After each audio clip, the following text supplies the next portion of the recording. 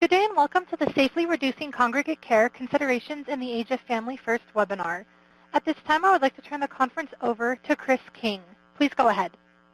Your presenters today are Taffy Compain, a National Foster Care Specialist with the Children's Bureau, Allison Palmer, representing the Children's Bureau Policy Division, Jennifer Marcelli, a licensed and certified social worker and the State Foster Care Agenda Program Area Manager with the Capacity Building Center for States, Dr. Linda Dixon, a Family, Adolescent, and Children's Services Administrator with the Connecticut Department of Children and Families, and Misty McGaugh, a Field Manager for the Therapeutic Foster Care and Shelter Care Programs with the Child Welfare Division of the Oklahoma Department of Human Services.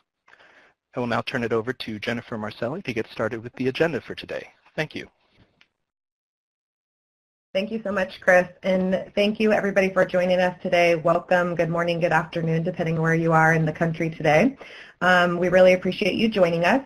I just quickly wanted to go over the agenda for today. After I go through the agenda, I'll let you know our objectives for the webinar. And then you're going to hear from both Taffy and Allison of the Children's Bureau, who will talk about the Children's Bureau vision and talk about the Family First Prevention Services Act provisions as it relates to congregate care. Then you're going to hear from two great presenters who've done really great work in reducing congregate care in their states. You're going to hear from Connecticut and Oklahoma. And then we'll also have a question and answer session at the end. So please feel free during the presentation to type questions into the chat, and we'll hang on to those and we'll have an opportunity at the end for you all to ask those questions of the presenters. And then we'll finish up with available center supports around this topic. So moving into our objectives for today, you all will be able to identify multiple strategies for reducing reliance on congregate care. You'll also be able to increase your awareness of the Family First Prevention Services Act and the Act's provisions related to the reduction of congregate care. You'll also be able to learn from your peers and agencies that have successfully reduced the number of children in group care. And then you'll also receive an overview, as I stated, of the resources that the Capacity Building Center for States has to support you in this area. So with that, I'm going to turn it over to Taffy Compain of the Children's Bureau. Taffy? Thank you, Jennifer. Good morning, good afternoon. Thank you all for coming on board. My name is Taffy Compain. I'm the National Foster Care Specialist at the Children's Bureau. And I wanted to touch on a couple of things for today's call. First, you all have probably heard, however, I wanted to really reiterate the Children's Bureau vision that we have and that we're working under through our Associate Commissioner, Jerry Milner. And as you see, it's a five-pronged approach, really centered around building strong families.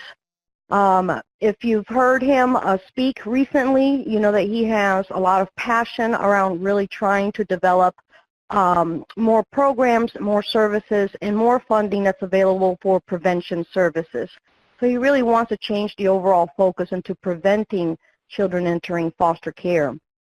A couple of other areas that center or that have to do with our topic today is prioritizing the importance of families. And within that, really looking at developing foster families in their education, in their skill building, in the services and supports that are provided to them individually and collectively, supporting the foster family so that they're really able to do a much better job, a much more comprehensive and enhanced job of becoming resources to help support the birth families and to be able to keep children out of congregate care as well. We also really want to focus our our interventions on the well-being of children and their parents. So rather than looking at the child, really having a more holistic approach and looking at the family as a whole and really trying to also prevent any additional trauma while they are in foster care. Of course, we also really want to highlight building the capacity of the communities, and we've seen a lot of work that has been done across the nation to really educate the communities on this need and bring them on board, and we want to keep supporting that. As well as we want to have a healthy and stable child welfare workforce. So those are the 5 key prongs of our Children's Bureau vision, and what you'll see is a lot of our technical assistance and resources that we provide and develop are centered around supporting you in enhancing those particular objectives. Another thing that I also wanted to mention with this in this webinar is that we do have a forecast out. That's for a funding opportunity. The forecast gives you a quick preview of what we plan to ask for in the funding opportunity. The particular funding opportunity that I wanted to give your attention to is one around Quality Improvement Center on the comprehensive development of quality foster families. And so this currently is a forecast that's out on grants.gov. I believe that we'll be giving you the link for that at the end in the resources. You can go to grants.gov and also subscribe if you're interested in this to be able to get future updates. We plan to have the actual forecast, the actual funding opportunity out in March. But this is basically a 5-year grant for $8 million to develop a quality improvement center that would then have 4 to 6 research projects in state and tribal child welfare systems to develop and be able to support high-quality foster homes. And the aim of developing and supporting these high-quality homes is to be able to maintain children out of congregate care and provide them the opportunity to be in family settings where, when you have reunification as a goal, you have a family that is able and has the supports necessary to really then act as a coach, a mentor, and a support to the biological families. So we really look for this Quality Improvement Center to focus on providing foster families the supports that they need, in-home and out-of-home supports that they need, to be able to be high-quality families that can provide enhanced services and maintain children out of congregate care. So clearly that comes from the Families First legislation.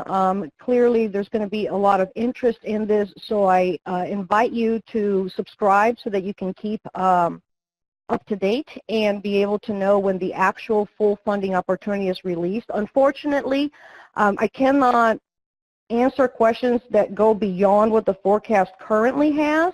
So there is a very summarized, very small amount of information that's out there right now, but that's why we want you to be able to look forward towards that actual funding opportunity and invite you that if you're interested, if your state is interested, to apply for that.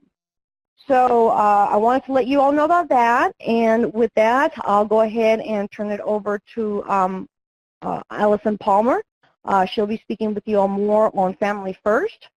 And real quick before I turn it over to Allison, I did notice that there's a question. I'll make sure that we have you the link either in the participant chat or as part of the resources at the end of the presentation. So you'll definitely have that link. So Allison, please take it away. Thank you, Taffy. Good afternoon, everyone. So we wanted to just go through some of the provisions related to child care institutions, qualified residential treatment placements, and make sure that we just have a framework for those before we jump into the rest of the call. So as you know, Family First establishes some limitations on 4E foster care payments for children who are placed in child care institutions. All of these provisions are effective on October 1st, 2019, and requests for delayed effective dates have to be submitted to Children's Bureau by September 29th, 2019.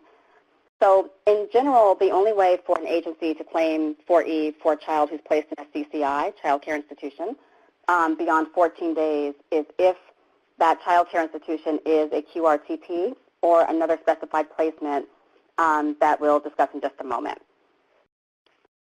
So 4E agencies can claim for these 14 days, and this is regardless of whether the child has been in previous child care institutions. If a child moves from one child care institution to another, then that 14-day clock starts anew. The requirements don't apply to children who were placed in child care institutions or QRTPs prior to the effective date of the legislation, which is 10/1/2019. And if that child remains continuously in that setting through the effective date, then the the requirements don't apply. However, if a child is placed in a different CCI or QRTP after the effective date, then these requirements would apply. So it applies to new placements on or after 10/1/2019 or whatever the state's delayed effective date is. 4E agencies can claim admin costs regardless of whether the facility meets these new requirements that are delineated in the statute, and the delayed effective date cannot exceed 2 years. So these facilities have to meet the definition of a child care institution, which is in the statute. There are three settings that are listed in the Act that allow agencies to claim foster care maintenance payments after 14 days if the setting meets requirements that are laid out. So in terms of parents, pregnant or parenting youth, Children's Bureau isn't defining this, so it's up to the states to define the parameters for this type of child care institution. Same thing with places that are providing supports to sex trafficking victims. Sex trafficking is defined in statute, but states are able to determine what constitutes high-quality residential care, which children are at risk, and the like. So that's up to states to determine. We're not going to issue any further guidance on this. In terms of supervised independent living, this applies to youth who are 18 years old or older, so not for younger children. And here again, the agency has broad discretion to develop a range of placement settings, so it could be, college dorms, shared housing, semi-supervised apartments. The agency has a lot of latitude there. So QRTPs are sort of one of the newest things in the statute, and the placements have to meet really specific assessment, case planning, documentation, judicial determinations, and then other ongoing requirements. So we'll talk about those now. So QRTP is defined in the statute, and it has to in order to be defined as a QRTP, it has to have trauma-informed treatment model that's designed to address the needs of children with serious emotional or behavioral disorders. It has to provide discharge planning and family-based aftercare support for at least 6 months. It has to be licensed and accredited in accordance with the requirements. So those are the Commission on Accreditation of Rehabilitation Facilities, Joint Commission on Accreditation of Healthcare Organizations, Council on Accreditation, or any other independent not-for-profit accrediting organization that's approved by the Secretary of HHS. And then finally, it has to have registered or licensed nursing staff or other staff that provide care within the scope of practice and are on-site according to the treatment model and are available 24 hours, 7 days a week. And one thing that we have said is that available 24 hours, 7 days a week does not mean they have to be on-site 24 hours a day. It can mean on-call or available depending on the QRTP's treatment model. So some other requirements around QRTPs. There's a 30-day assessment by a qualified individual, and that individual has to assess a child placed in the QRTP within 30 days of the start of the placement of the QRTP. It can be done prior to the child being placed or during those 30 days, but it has to be completed before the end of that 30-day period. And if it's not completed in the 30-day period, then the agency can't claim for any of the placement, including those first 14 days that they otherwise would get. They can, however, claim admin for the entire period of the child's placement in the facility. A trained clinician must be someone who's not an employee of the 4E agency. They can't be connected to the placement setting either, to the QRTP. But the agency has the ability to request that they waive those requirements and then allow that qualified individual to be a 4E employee, but they have to certify that that employee will maintain objectivity. We have decided not to issue any other guidance at this point about what needs to be in that waiver, but there are instructions on how to do it and how to submit it in the program instruction. And I'll talk about that in a minute. For bullet 2, the court approval that's required within 30 days, within 60 days of the start of each placement in the QRTP. If the court does not approve that placement within 60 days, then the agency has to stop claiming beginning on the 61st day. And then finally, if a child is going to be placed or has been placed in the QRTP for more than 12 consecutive months or 18 non-consecutive months for children who are 13 and over, or for children who are 13 more than 6 consecutive months, then there has to be the approval of the 4E agency. And instead of submitting it directly to HHS, we've issued guidance that those approvals can be maintained or must be maintained in the case file and as part of the case planning, so that they are available for monitoring and available to review at any point, but agencies don't have to send those into HHS. So background checks requirements for adults working in child care institutions, and this is one of the things, again, that's different that states have been really trying to work through. So it amends the 4E plan to require agencies to have procedures for fingerprint-based checks of the NCID, as well as CAN checks of any adult who's working in a child care institution. Agencies are, however, able to use alternate procedures. They have to report them to HHS and describe why those procedures that are delineated in the statute aren't appropriate for that particular agency. And there are directions in the program instruction on how to do that.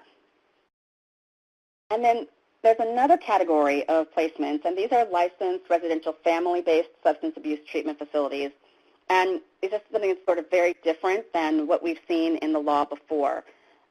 These are placements basically where a child is in the facility with his or her parent. Agencies can start claiming for these as of October 1st, 2018. These are not considered child care institutions. They have to be licensed, but they don't have to be licensed by the 4E agency, so another entity within the state can license them. And 4E, the requirements for 4E background checks don't apply to adults working in these facilities. So background checks and all that would be governed by different entities and different statutes.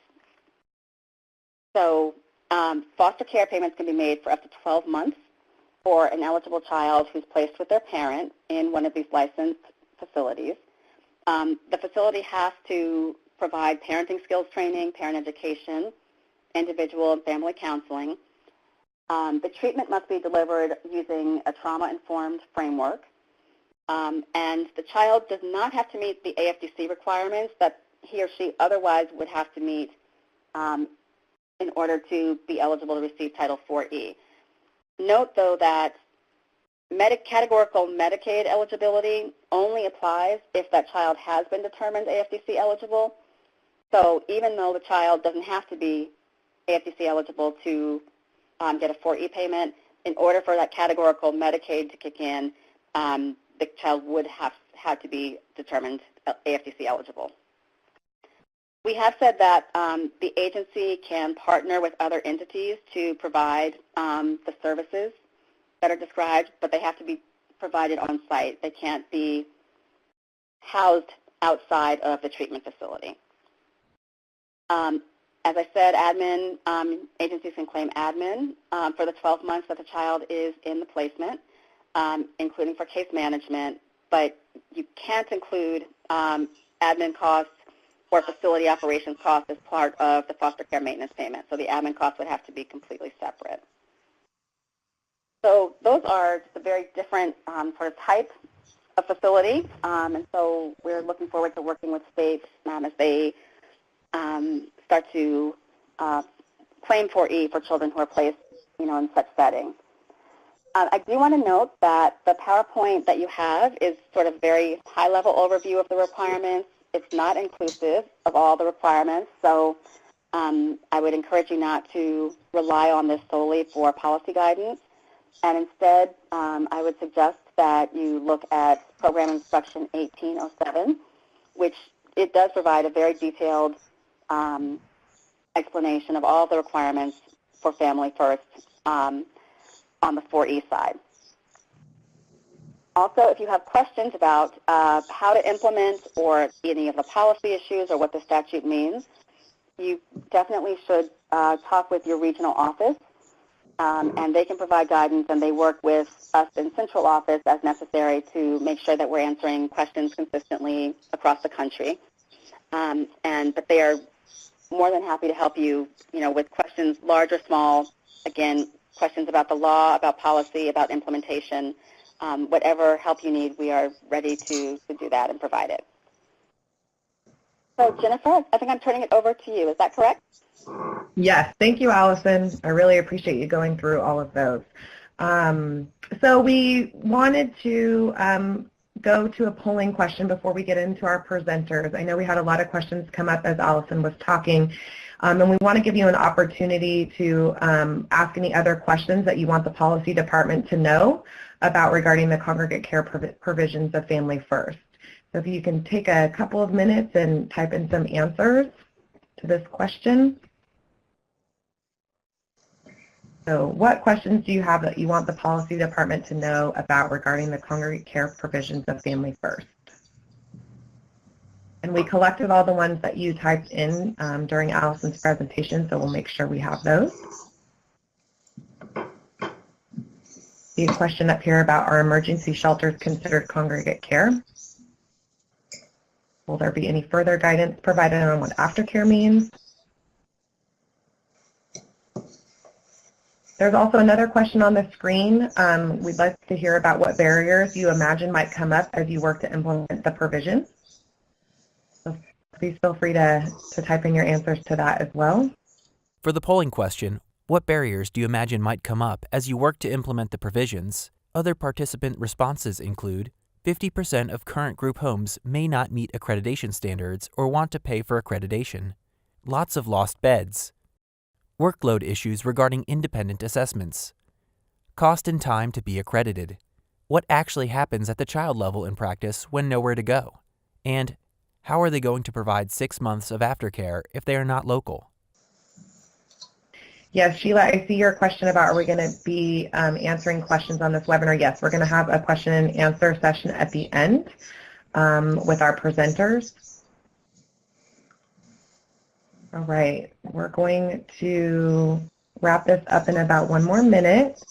And Lynn, we see your question about the PI. We're working to see if we can get that up in the pod by the end of the webinar. Jennifer, if I can just interrupt for a quick second. Yes, one absolutely. quick answer. Somebody asked what the definition of a child care institution is, and I'll give you the citation for it, and hopefully this will be helpful. Okay, so it's 472 C2 are sort of defines child care institution. Thank you, Allison. All right, we see a lot of information coming in. So in terms of the questions that you want the policy department to know, we will make sure we get these to Allison to take back. And then in terms of the barriers, our presenters, I'm sure, will talk about some of the barriers they encountered and how they really worked through those. So thank you guys very much for answering those polling questions. And with that, we would like to move on to our first gate presentation. This will be Dr. Linda Dixon from Connecticut. Good afternoon, everyone. So on my next slide, I want to start by summarizing our system highlights. At any given point in time, the Connecticut Department of Children and Families serves 30,000 children and 12,000 families across our mandated areas of service. This is a snapshot of where we started. So in January 2011, we housed 30% of our 4,900 youth in care within congregate care settings. And today, that's down to 7.7% of the 4,300 youth in care, with only 12 children ages 12 and under in congregate care settings. In January 2011, we had 364 youth in out-of-state treatment settings, and we now have only 7 out-of-state. And up until this past July, we had a consolidated statutory mandate serving youth across child welfare, behavioral health, and juvenile justice. So those numbers reflect all those populations. Since changing in our landscape, we have not seen increases in key indicators that would suggest system implosion. So youth backing up in emergency departments, youth waiting for hospital beds and critical incidents, we actually did not see an increase. Along the way, we also lost approximately $90 million in our annual budget. The next slide will show you a broad brush of what's been underneath our changes, and I'll touch on these throughout my presentation. Essentially, all of the improvements were supported by changing our relationship with families and communities to one based on partnership, respect, and improved service engagement. Several forces were aligned with that spirit. Most notably, we had new agency leadership that came in early 2011, and that leadership valued families and set a goal of at least 90% of our youth living with families. We've been fortunate enough to keep that leadership in place for a solid 8 years. We also had legislators who were ready to help us support our changes in practice and let us reinvest dollars to help strengthen our families. We embraced a practice model. We used strengthening families, and the heart of that is just family-centered practice, family-centered everything. It was consistent with our efforts in permanency, using data to drive change, components of differential response, considered removal, announced visits. We also focused on fatherhood engagement, and we adopted a racial justice lens. So by this, I mean we wanted to honestly and fully recognize and address the fact that persons of color are disproportionately represented at all aspects of the child welfare system nationally and within Connecticut. So we made consistent efforts to talk about racial injustice in our work, to look at our data, and to talk about how racial injustice could impact our decisions. So in this conversation, this helped us elevate our questions from how many youth are in congregate care to who's referred to congregate care and what are their associated outcomes. The next two slides, the next one, will tell us how we coordinated our reform. So first we established a blueprint, essentially, and that blueprint told us to cook on multiple burners all at once. Support kinship, support family engagement, develop and enhance foster family recruitment, and our supports for foster families, as well as building up our community-based interventions for families. And we were able to do this because legislators allowed us to reinvest 79 cents of every dollar from our congregate care rightsizing into our community-based supports. We went through a kinship process mapping, and this helped us to uncover our policies and practices that had some barriers to placing with families. We increased our efforts in finding relatives and kin. So we created an internal search and engagement team. They're a great shop, and we trained them in case mining, search and engagement, extreme recruitment, and we expanded our use of Wendy's Wonderful Kids. We also enhanced our foster care services. With more complex kids coming into foster care who would normally be served in congregate care, we needed to enhance the clinical supports and get families access to clinicians on call, psychiatrists, and nurses. We also invested a small amount in technical assistance in our foster care recruitment and retention and in permanency. And we chose 357 as a model that we use for permanency. This was for foster care providers, our congregate care providers as well, and our staff. So getting everybody on board on this permanency was very important in the training. We had a very small increase in our foster care rate for our private agencies, specifically to increase child-specific recruitment. In Connecticut, half of our foster care system is run through private agencies and half through us. And for us, we find that child-specific recruitment leads to better matches, more stable placements, and reduces the overall recruitment demand. It's sort of a permission for creativity. We also had targeted service expansions in both evidence-based clinical supports and non-clinical supports. One non-clinical support I would highlight was our caregiver support team, which is our Kin Navigator program. This helps relatives find concrete supports within their own communities. And another non-clinical service to highlight would be care coordination. This is a preventive service.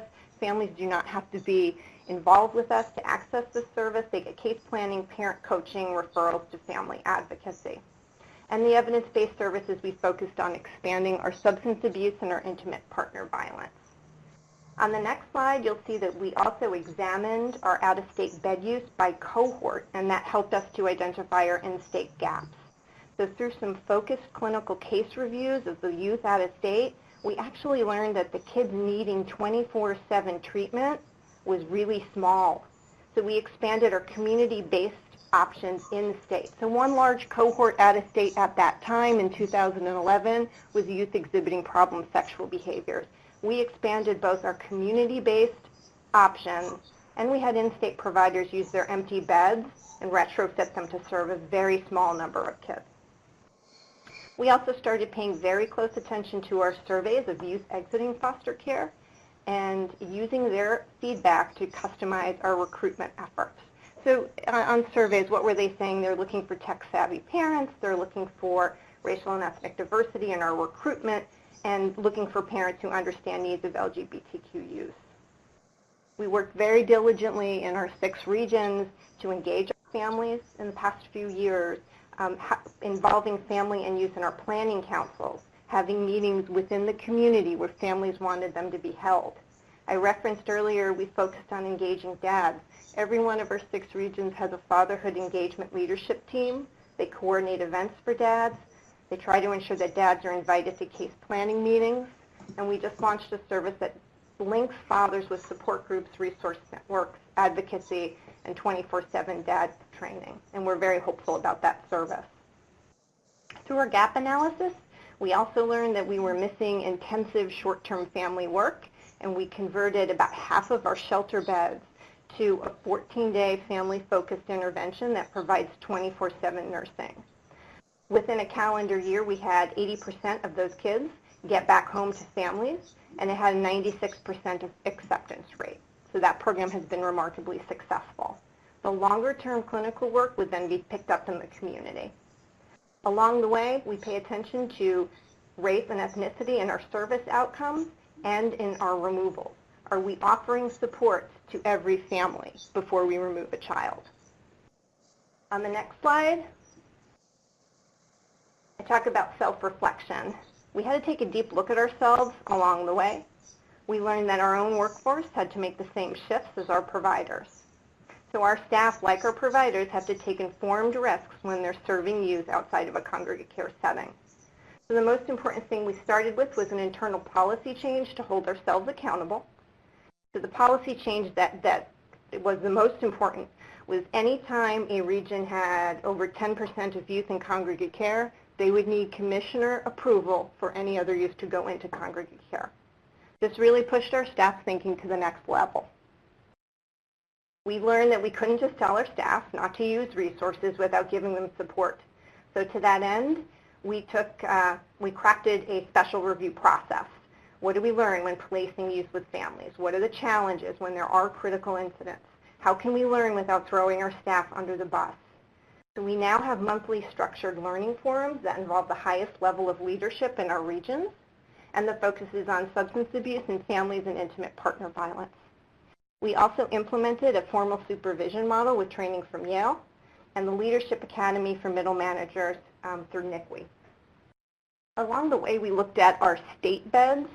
So we operated a couple different state facilities, and we had a lot of empty beds there. When kids were in those beds, they also stayed a very long time.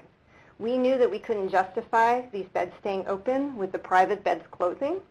So we flipped them to a small number where it's PRTF only for intensive treatment with a maximum length of stay of 120 days. We leaned our foster care licensing process to cut down some of the steps to get our families on board and reduce licensing time. We were able to trim that down a little bit. We still have a way to go, but we were able to knock off a couple of weeks in the licensing time. We looked at our voluntary service program, and we just had to make a statement as a department that 24/7 staffed residential care is for mental health treatment and not solely for placement. We had a very small pattern where we noticed some families were coming to us. They had kids already placed in congregate care treatment settings, and they were paying with cash or with their private insurance, and when that funding would run out, they would apply for us. So this was just another opportunity for us to train our screeners in workforce in how to screen for mental health needs. We've made considerable efforts in evaluating our service delivery, so presenting contract data in an RBA format. Our outcomes focus on family work and discharge to families, and everything is cut out by race and ethnicity. We have regional teams right now that use flexible dollars to create out-of-the-box plans for use. So if you don't have a contract for a particular service, we might pay for something for a short period of time. On the next slide, I'll talk about prevention. So we're the state's mental health authority for children in use in Connecticut. Kids do not have to be committed to us to access our full array of behavioral health and substance abuse services. So we hold contracts for extended day treatment and outpatient clinics and the alphabet soup of the evidence-based programs, so TFCBT and so on. Non-system families can access these services, non-system involved families. So advertising that was very important to the public and to our sister agencies. Kids did not have to be committed to the Department of Children and Families. They could access those services if they had a behavioral health need. Engaging early childhood experts was very important, so they could work with families before they became known to us. I also referenced earlier differential response, considered removal, and announced visits. So in 2012, very early in that year, we started using differential response. Calls come to our care line and an algorithm is applied. Responses are put into two tracks. One is a traditional investigation track, and lower risk calls are tracked for assessments and referrals. So this was designed to engage parents. In calendar year 2018, we had 42% of our calls handled through assessment and referrals. Considered removal, that's a part of team decision making. We trained our staff to run meetings when the protective services are thinking about removing a youth. So are we assessing a family's strength thoroughly? And if a removal is necessary, a relative and kin considered the first option. So along the same time, we implemented our announced visits versus surprised visits. We found that was less adversarial for families, and it was just resulting in more productive meetings. Something that we've been doing on an ongoing basis is a training with our judicial department, just trying to get judges and attorneys on the same page. We share conferences and hold learning forums on the impact of trauma with young children, reasonable efforts to finalize permanency, the impact of opioids on families, and on racial justice. If you go to the next slide, these are the steps we went through on our actual right-sizing. The department had a history of overbuilding small group homes, and we had to openly acknowledge that. In 2011, we admitted that we built too many small group homes. So we started to look at youth who were in congregate care under the age of 12, and we held expedited permanency team meetings. And it was very important for us to identify champions within each region to run those meetings. What would it take was the focus, how would we get this kid home? Then we moved on to kids ages 12 and up, and we really focused on youth who were in congregate care for longer than 9 months. Soon, and we saw great traction right away with this, and soon utilization in our fully funded programs started to drop, and we were asked by the Office of Policy and Management to start right-sizing. So we looked at utilization over 12 to 18-month period and key variables that we had selected. So we decided to use acceptance of referrals, AWOLs and police calls, treatment hours per week, and discharges to family-based settings. So we picked a couple and just focused on those variables. We shared our population projections with providers every quarter so they could plan their business model. This was very important to them. Once we started taking programs offline, we would assess the system for 3 to 6 months before moving again. So we learned we could only take very few beds off at one time. And we had to balance our timing and look across the state, look at access to services, look at geographical needs. We also noticed that once we started taking programs offline, some providers who weren't fully funded started closing on their own with very short notice due to financial considerations.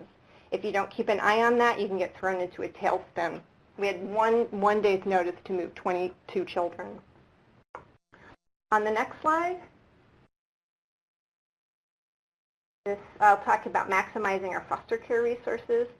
So even though we've doubled our kin placement since 2011, we found we always have to maximize our foster care resources. And how do we do this? We do this best by listening to kids always in all ways. So trying to find ways to get more resources online is a challenge. We had youth create their own foster care profiles. They filled their own recruitment video. We brought airtime to advertise this recruitment video in local theaters. We've had panels of our teens present at our Racial Justice Forum and in our advocate-sponsored Youth at the Capitol Day. They spoke very poignantly about their foster care experience and the importance of quality matching and recruiting and the importance of interacting with their biological family. As I mentioned before, we launched an intensive foster care program with clinical supports, and that filled a gap for us. And we really worked hard to find foster families who wanted to serve as mentors to biological families for reunification. We invested that small amount in technical assistance for recruitment and retention. I keep bringing this up because it was really moving from more of a classic social work lens to focusing on marketing, messaging, and reaching benchmarks. We had a challenge in our rural areas. In Connecticut, that's really east of the river. It was very hard to recruit foster families there. We had one agency open and close after a year. They couldn't recruit any families. So we had to really press to have more trainings out there, try to get more recruiters out there on the eastern side of the state, entice providers to move across the river and work out there, and we've tried to increase our substance abuse services for families. I want to highlight two important companion efforts in foster care that we've been working on.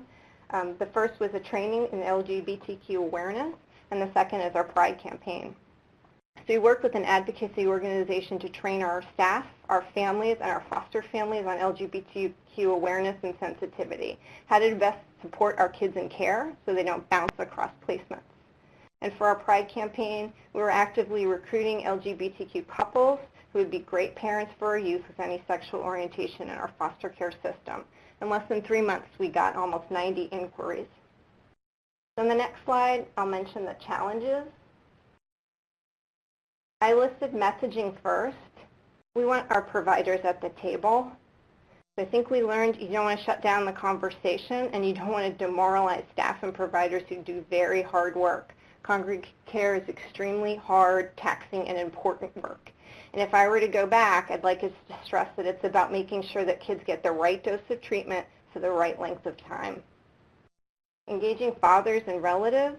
I think early on we were great at finding families, locating them, and we needed ongoing refinements on how to time our discussions about permanency. It felt a little rushed in the beginning, and how to engage families fully. So locating was easier, engaging was harder to learn.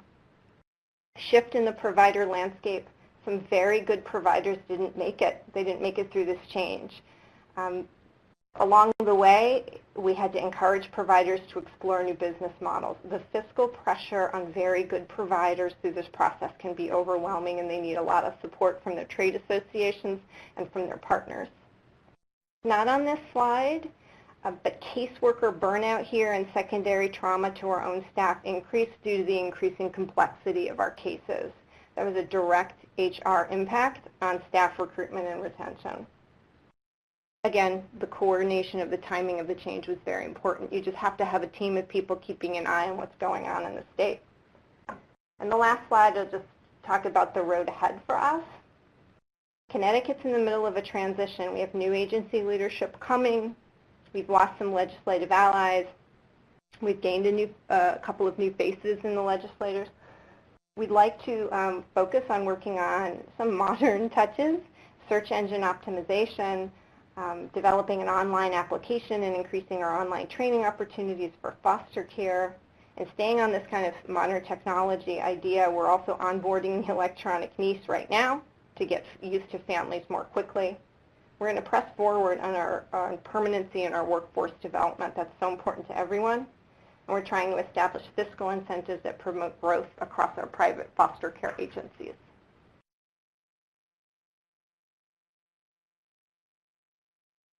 So that's been our journey so far. Thank you so much, Dr. Dixon. For folks, again, we'll have a question and answer opportunity at the end. So if you have any questions for Dr. Dixon and Connecticut's work in this area, please feel free to enter those into the participant chat. Before we move on to our next presenter, we wanted to ask another couple of polling questions. So you heard a lot from Dr. Dixon about Connecticut's plan. They had, a lot of different angles that they were hitting to do this work, and so we're just curious for you all, do you and your agency have a strategic plan in place for reducing congregate care? So you could just let us know yes, no, or you don't know. And the other question that we're curious about is, what are some of the key factors that you think will help support the changes that are needed in this area? So there's the Family Center Practice Model, data-driven assessment of population's needs, leadership and legislative support. You heard Dr. Dixon talk about that. Coordination with the provider community. You also heard her talk about that. And you're not certain. We'll give you a couple of minutes to do that. And again, we will make sure that we have these questions for our presenters at the end. For the first polling question, does your agency have a strategic plan in place for reducing congregate care? 40% answered yes, 37.7% answered no, and 22.2% answered I'm not sure. Polling results for the second question, participants were able to select more than one answer. What are some of the key factors you think that will help support the changes needed? 58.85% answered family-centered practice model. 55.8% answered data-driven assessment of population needs. 77.4% answered leadership and legislative support. 71.5% answered coordination with provider community. 2.94% answered I am not certain, and 1.96% answered other. So it's looking like we have about 40-ish% of you that do have a strategic plan and about a little less than 40% that don't. So we're about 50-50 there. In terms of key factors, a lot of you think leadership and legislative support is the most important thing, followed by family center practice model. Also coordination with the provider community, yes, which is super critical in this area. All right, we are going to wrap this poll up. Thank you guys for your participation in that.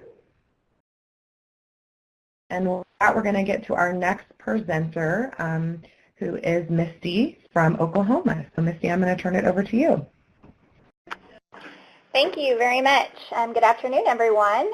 This has been a great opportunity for us to share information with everyone who's participating. And I want to first just sort of talk a little bit about and follow suit with Dr. Dixon. So many of the things that she mentioned, Oklahoma has also experienced many of those challenges during our process of reducing congregate care as well. So we'll go ahead and start with my next slide, and I'll tell you a little bit about how Oklahoma has gone about reducing congregate care in a state that has historically always had a very small amount of congregate care to begin with, and talk furthermore about some of the things that we are going to be doing to continue to reduce the use of congregate care.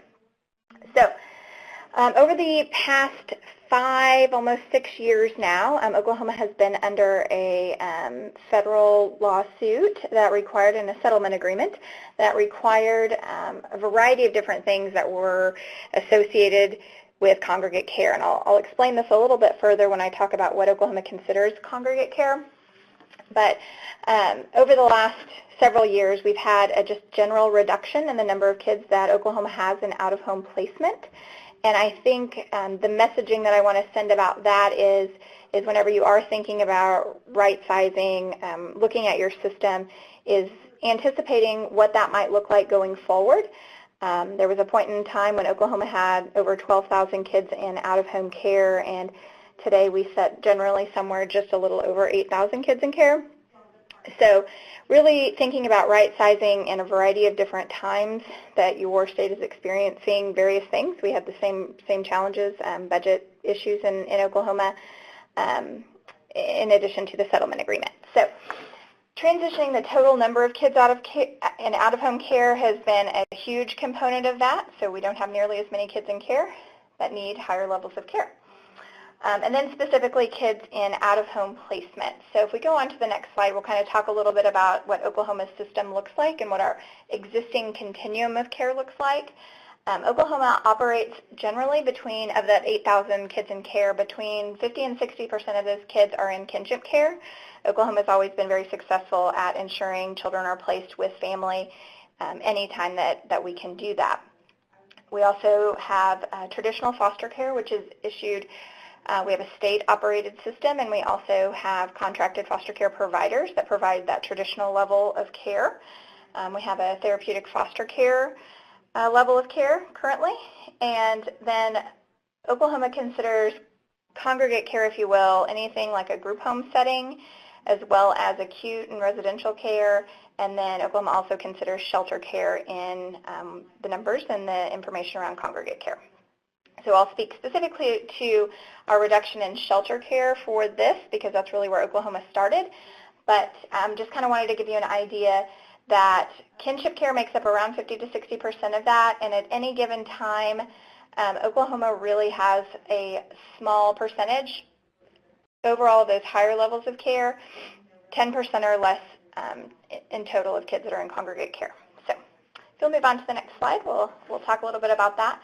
Just a couple of other key components. Oklahoma over the last several years has implemented what we refer to as family-centered services, which would really be prevention activities to ensure children stay with their families, if at all possible, before coming into care.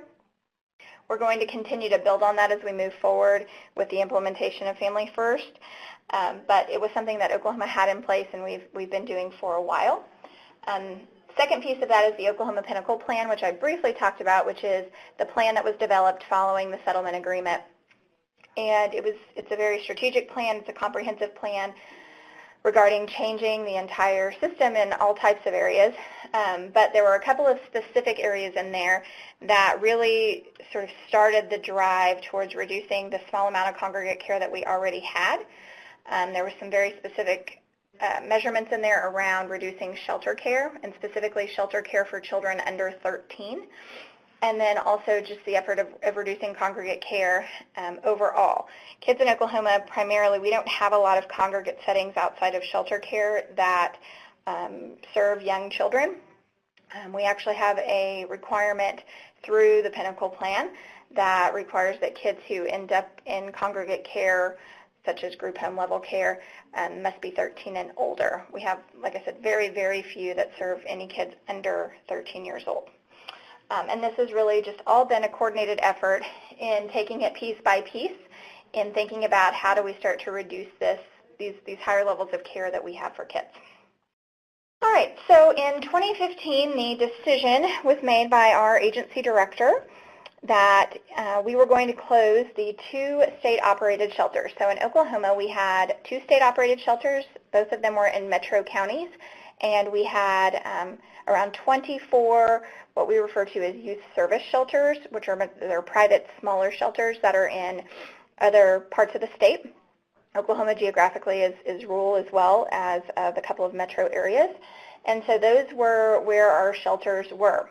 In 2015, we had approximately 300 children in shelter care, and flash forward now to 2018, we have closed both state-operated shelters and have had a 63% reduction in use of those particular youth service emergency shelters that were there. So it took many of the things that Dr. Dixon talked about. We did very similar things here. We did an overall evaluation of who were the kids using shelter care, why were they using shelter care, how long were they staying in shelter care, and through that process, it gave us a lot of information about who these kids were and where the system gaps were that our system had. And so we were able to gather a lot of information from this particular process. It took us 3 years to do this. We were able to close within, I think, the first 10 months, the first shelter that we worked on, and the second shelter we closed just about 6 months ago. So it did take us some time to do that, but as Dr. Dixon talked about, there was a lot of other factors that had to go into making that decision to do that, and then ensuring that you had the other resources, family-based settings, other levels of care available so that your system didn't sort of go into chaos whenever you closed one set of opportunities for kids. And so we were very strategic about that effort whenever we did that. We staggered the effort. We did one metro area first and then the second metro area after that.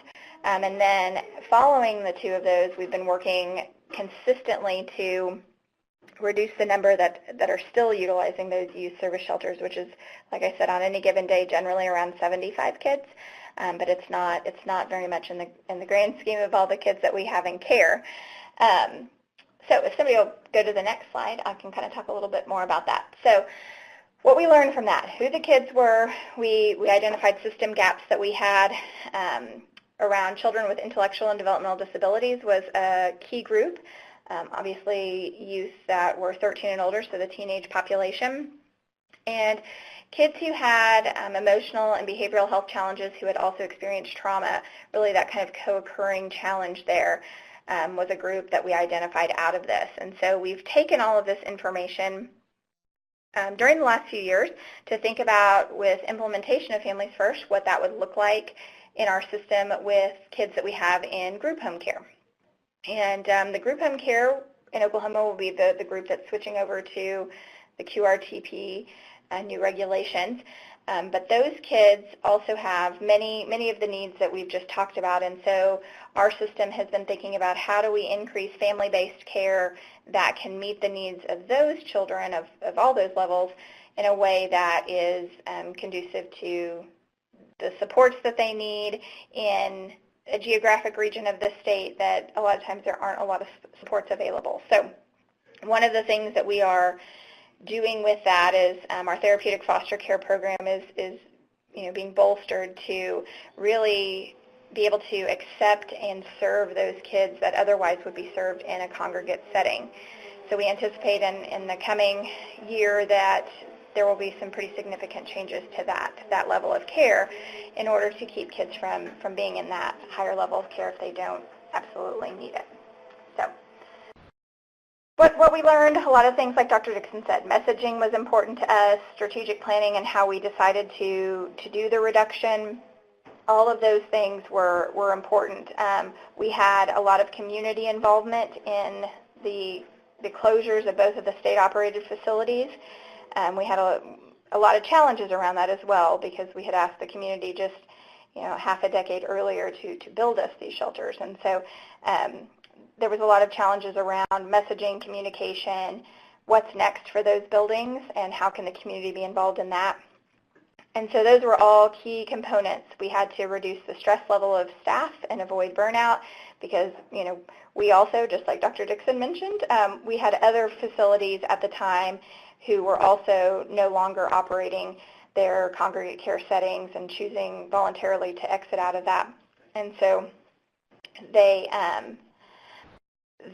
we would have those same challenges where we would, in one day be faced with trying to place a handful or more of kids without other options. And so trying to balance those two things while we were trying to close was a challenge, and that happened multiple times over in the process. So knowing that we had to have that as a balance as we went forward. And I think, honestly, that's why it took us a little bit longer than we originally had anticipated to close those two shelters that we operated. So, all right. So, again, with a small amount of kids in congregate care in Oklahoma already, I think this transition will be a lot easier for us than maybe states that happen to have kids, higher numbers of kids in congregate care. But it doesn't mean that the challenges still aren't there around being able to find family-based settings and work through family-based settings that have the supports necessary to meet those needs so that they don't need to be in 24-hour-a-week or direct care type facilities moving forward. We also are doing a lot of work around, like I said, the prevention side of this. Oklahoma has had that family center services approach. We're looking at some of the other options that we have available to really bolster that front-end work so that kids don't come into the system if at all possible. All right, so partnering with providers really to enhance the placement opportunities and service delivery. I know this is repetitive, but Dr. Dixon said many of this. Having those folks at the table was crucial for us. Having those youth service shelters at the table whenever we were closing the two state-operated shelters.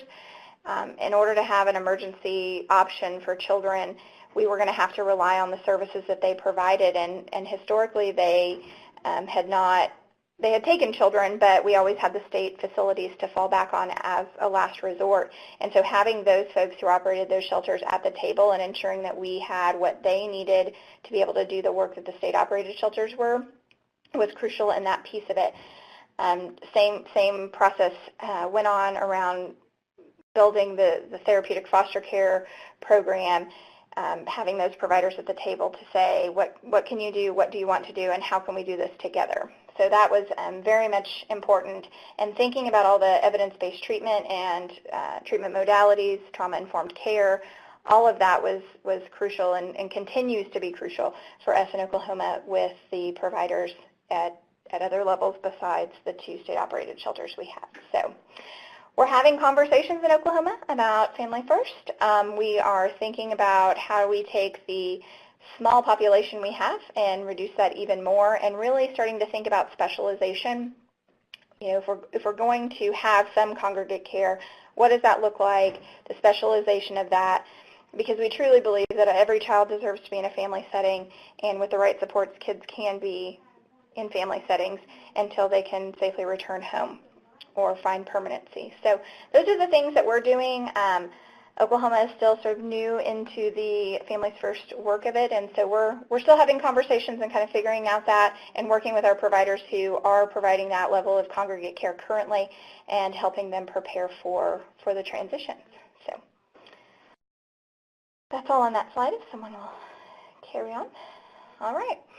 That pretty much sums up what we have in Oklahoma. It's a real short amount of time. We did this in 2015 to 2018, and so the next couple of years will really be focused on reducing that population predominantly in group home settings and hospital settings as we move into the Family First process.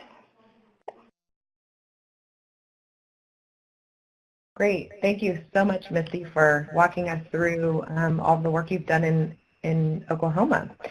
We're going to move to a final polling question. You heard Misty talk quite a bit about increasing family placements, and so we wanted to hear from you all so you can let us know what you're doing and let each other know what you're doing in terms of strategies for increasing family placements. So if you could feel free to write up on the screen some of your agency strategies for increasing family placements. We'll see what you all come up with.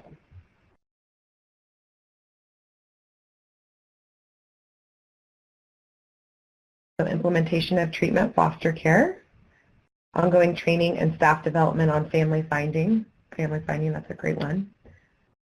Kinship, I like it. I also see something up there around Kinship Navigator. Public-private partnership and collaboration. Lots of really great ideas and strategies. I see up here taking another look at biological family.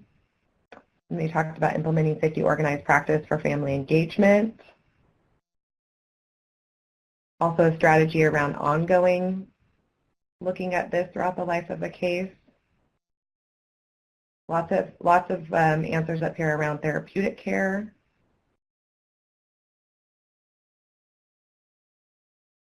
Family group decision making. Several up here around family finding, using permanency roundtables. You guys are doing a lot of great things in this area. Targeting foster care recruitment for teens and siblings, so doing targeted recruitment.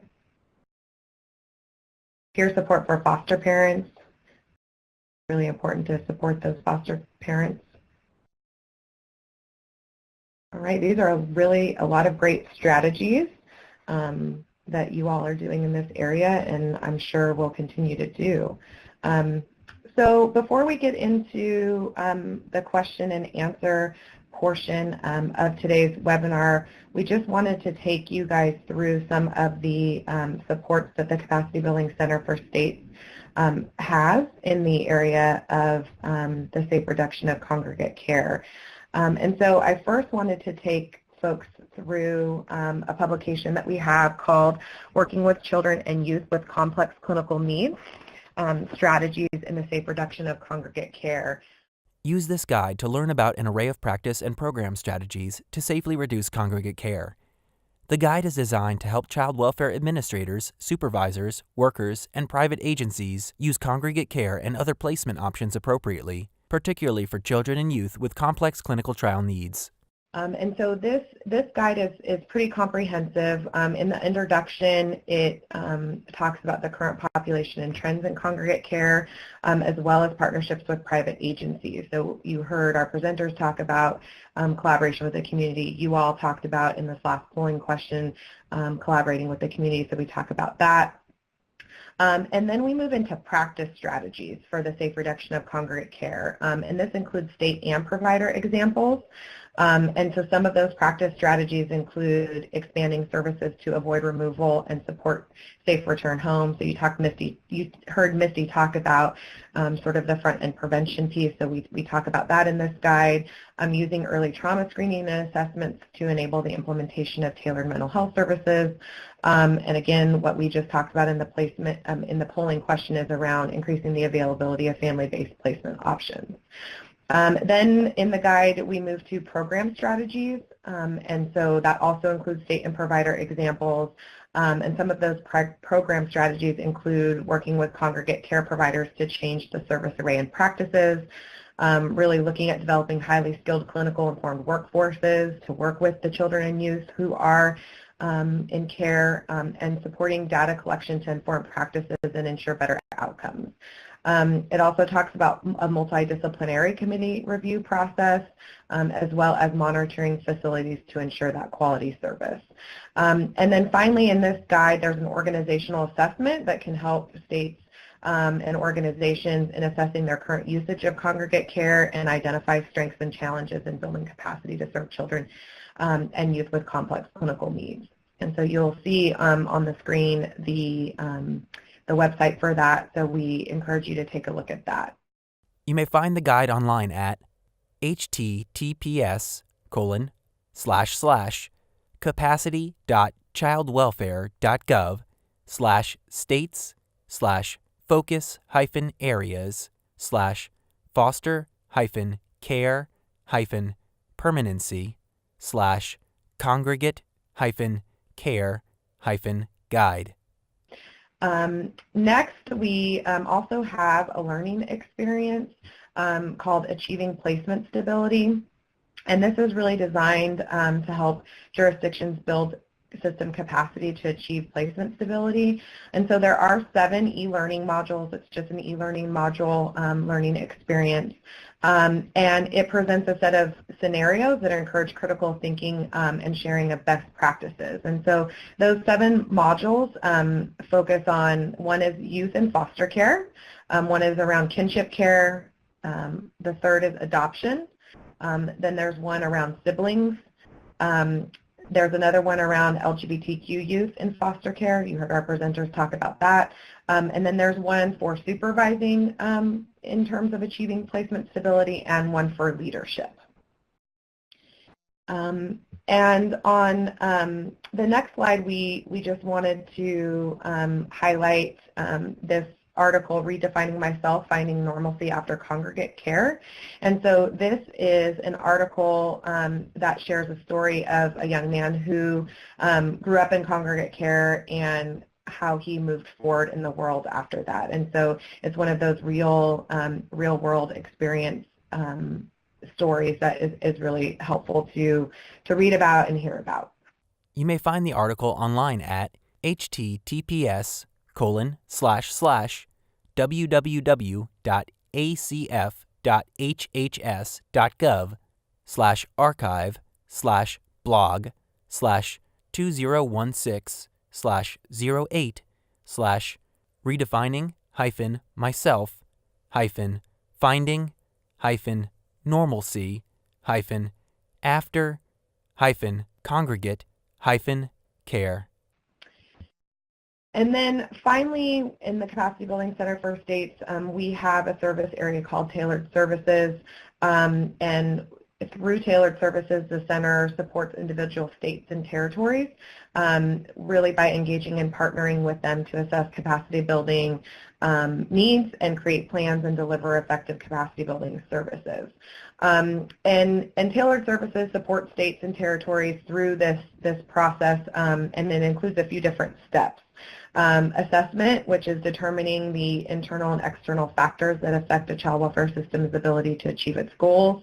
Planning, which is developing tailored capacity building plans, and then of course support, and that's providing effective services aimed at strengthening the capacities needed for success. And so each region has a liaison that you can reach out to if your state is working with them or not. So if you have any additional questions, feel free to ask us about that. The center provides tailored technical assistance to states and territories to improve outcomes and overall system functioning. Tailored services include projects to help reduce reliance on congregate care.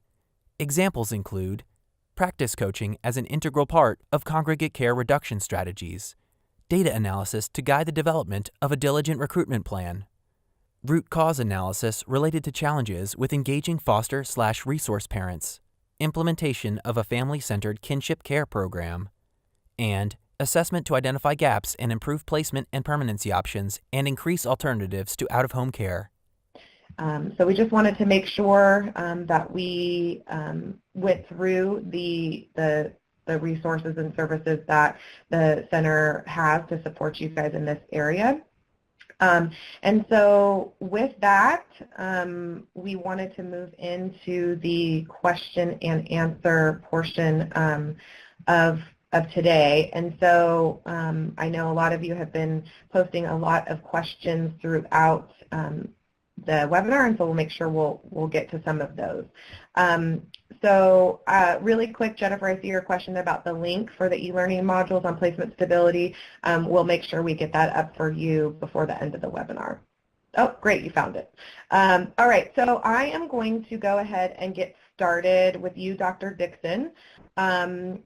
So there was a question that came in around what does online licensing mean?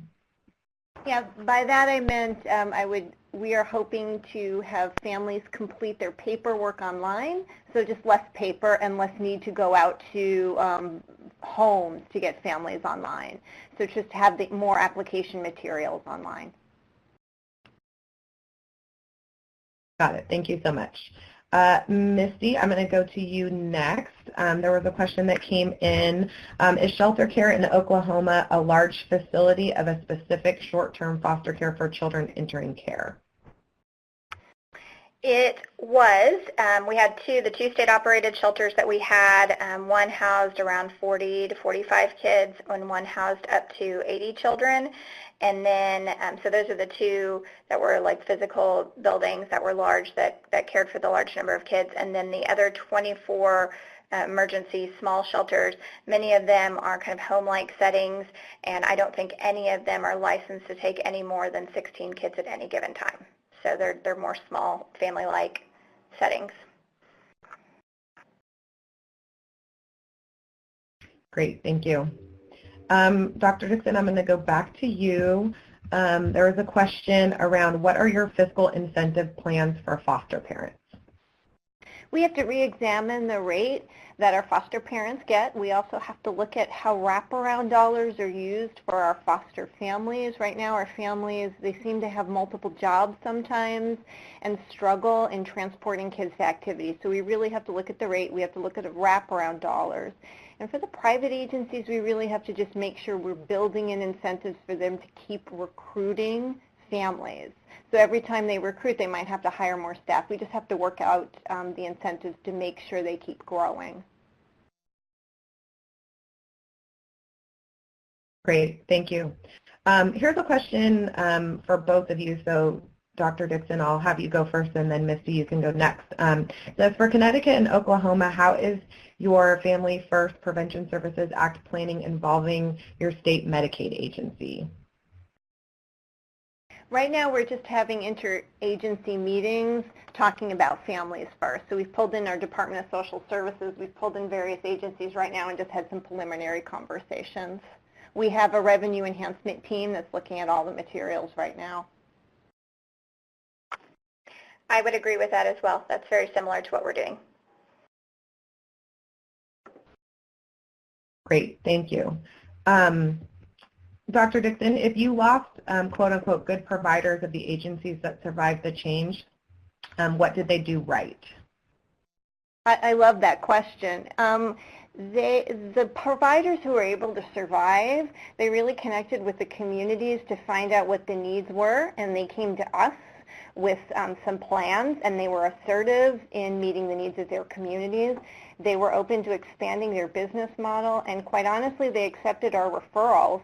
Early on in this process, we had a lot of providers who were saying, like, those kids are too high-end, and we're not going to accept them into this service, and send us a different kid. And we just kept making our referrals. These are the kids we had. And the providers who were flexible and who were willing to expand a little bit and challenge themselves, they're still with us today. Great, thank you so much. We had another question come in for both of you. Would both states share information on their rates or tell us where we can see them?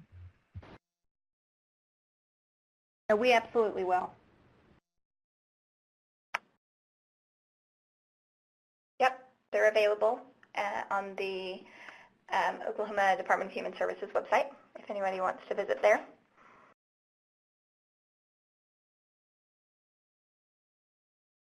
Okay, and another question for both of you to answer. What specific strategies have you used to retain staff through the stress of these changes?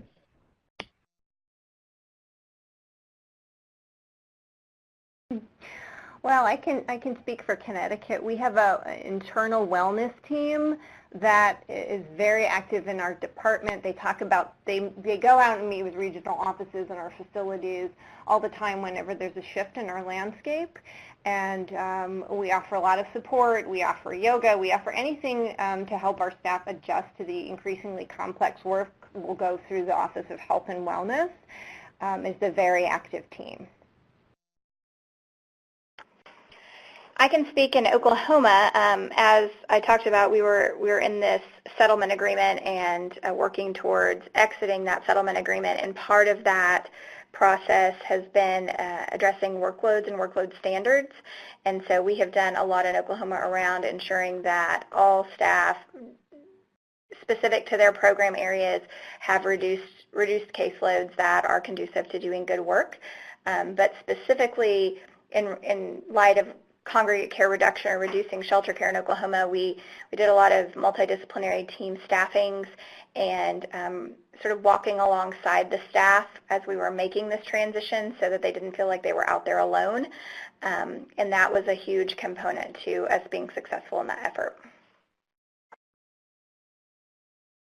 Great, thank you both. That's very helpful to hear about. So just I want to shift and open the floor to Allison to talk about some of the policy questions that you all had. So Allison? Thank you. Thank you all for all these questions. They're great questions, and we will be considering them as we work on further guidance. So I just wanted to address a few things really quickly, though. One person asked again about the definition of a child care institution.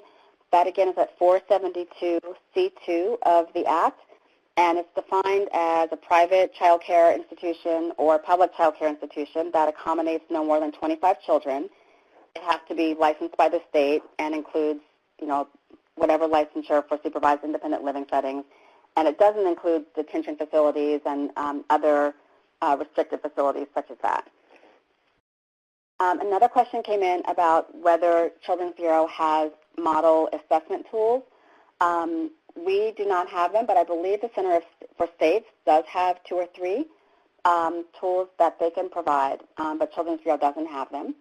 And just to be clear, within 30 days of a placement within a QRTP, a qualified individual has to assess the strengths and needs of a child using an age-appropriate, evidence-based, validated, and functional assessment tool. So hopefully that is helpful. Someone asked if children have to be in foster care or removed from their parents or can they be a candidate for foster care in order for payments to be made to the licensed residential family-based treatment facility.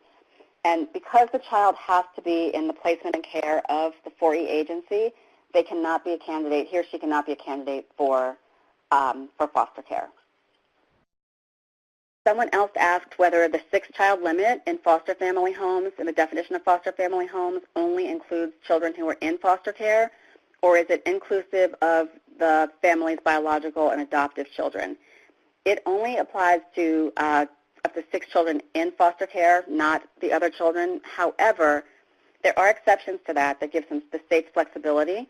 So that number can exceed 6 at the option of the state if it allows a parenting youth in foster care to remain with his or her child, to allow siblings to remain together, to allow a child with an established meaningful relationship with the family to stay with that family, or to allow a family that has special training or special skills to provide care to a child who has a severe disability. So that's a few of the answers. And again, as we continue to put out guidance and consider how to implement Family First, we will be considering all the other questions that you send. Thank you very much for all of them. Thank you, Allison. We appreciate what you can answer and all the information that you've given. So thank you so much. We have some time for some additional questions. So Dr. Dixon and Misty, I'm going to come back to you. Misty, there's a question that came in that said the Oklahoma presenter mentioned that in their discussion with providers, they asked how they could do this together. What were some of the common requests or resources that the providers asked the state to help them with to make that transition? Sure. The kids that we were serving in our 2 state-operated shelters were kids with intellectual and developmental disabilities, some kids with co-occurring needs, also kids with obviously high emotional and behavioral health needs, but also kids with medical needs too. So we had kids with diabetes, we had kids in wheelchairs, we had kids that had all types of different things that were served there. And so 2 big requests that our smaller shelters asked us for upon this transition was nursing staff and training. And so we had done a series of trainings with these smaller shelters around trauma-informed care, managing aggressive behavior, a variety of different trainings, medical trainings, prescription medication trainings, and then the nursing staff. And so, because they were not equipped with nursing staff, as the 2 state-operated shelters were, and so we work to, we have a child welfare nurses team in Oklahoma, and it's a statewide team, and they were able to be deployed to those shelters when needed. And so those were 2 of the big asks that they had. Great, thank you. Dr. Dixon, there's a question for you. How did you develop, create, or support the community-based services that you mentioned? We did a lot of listening forums in the beginning, talking to our staff, talking to kids, talking to families and communities. We also have a youth advisory board here that we talk to at great lengths. We did research. We have an Office of Research and Evaluation, and they helped identify some interventions that we were missing in our array. And we sat down with a lot of legislators, and I keep drumming that point because they allowed us to keep resources and dollars when we were freeing them up from our rightsizing to invest in the community-based supports. So that's really how we were doing it. And we also met with trade associations quite a bit along the way. Thank you. Here's another question for both of you. How have states dealt with the resistant educational system who do not want to educate a child coming out of congregate care in their local community? And do you have any strategies? I'm not sure if either of you have come up against that. I'll start with Connecticut if I can. We hit this right away, so when I saw the question, it just jumped right off the screen at me. We hit this early on, and we started with a lot of meetings with the towns and then sending our superintendent over our school district out to meet one-to-one with superintendents and just have a talk about our kids' needs. And after a while, we decided that we had to leverage our commissioner's expertise, and she's a former Supreme Court in the state of Connecticut, a former Supreme Court judge, and she got a team of lawyers, top flight lawyers in the state.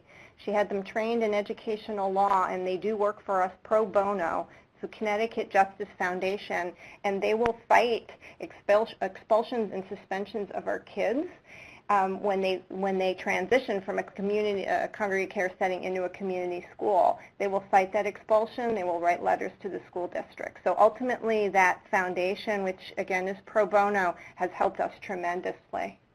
This is a great question. I'll speak for Oklahoma as well. It's very similar here. We actually have a staff on the child welfare team who is an education specialist, and she has working relationships with all of the different school districts in Oklahoma. And so she is a huge help when navigating those dynamics for our kids coming out of congregate care or kids with disabilities and other needs that some of our school systems are reluctant to or resistant to serving, as well as we have a very similar dynamic around an attorney structure. We have a disability law center here in Oklahoma that's willing to do those same things if needed. Great, thank you. That was a really great and important question when we think about this work and involving the school. So thank you both for that information and those strategies.